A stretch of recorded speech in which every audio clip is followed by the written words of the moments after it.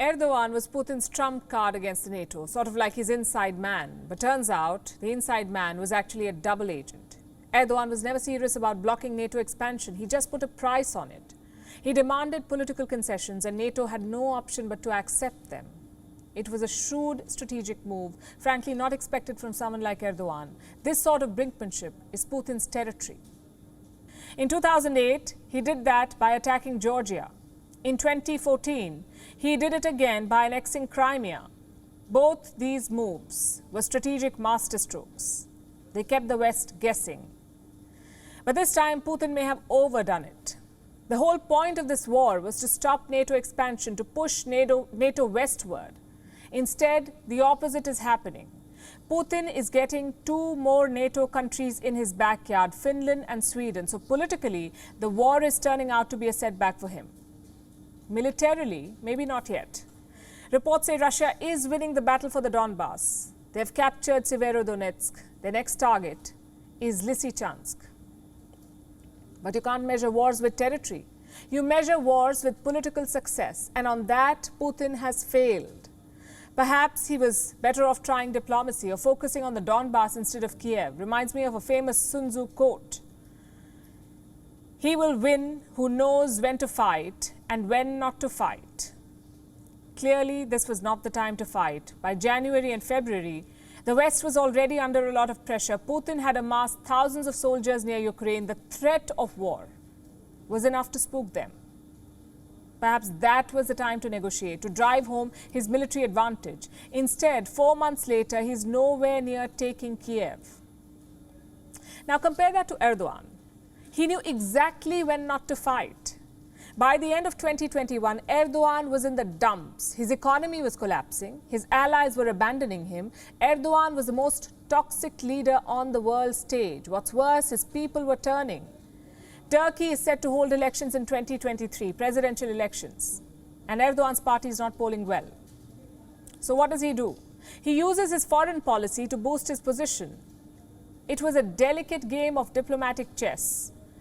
You could split it into 3 moves. The opening move. Erdogan declared neutrality when the war broke out.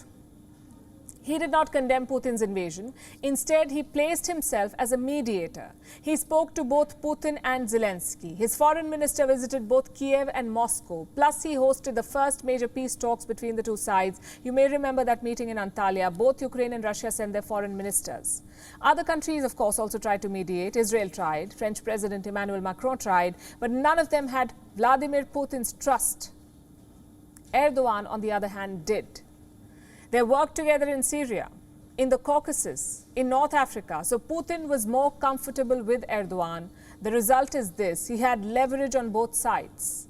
Suddenly, the US president was reaching out to him. The same president who once talked about toppling Erdogan. He was reaching out to him. Same with Moscow.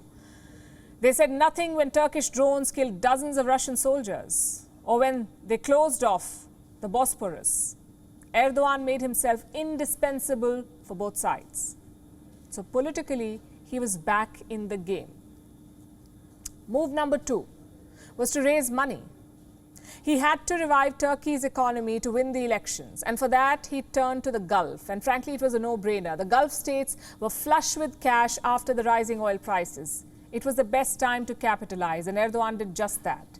In February, he visited the UAE. In March, he hosted Israel's president. In April, he visited Saudi Arabia. And in June, he hosted the Saudi crown prince. That's a lot of banquets and bilaterals, but they worked.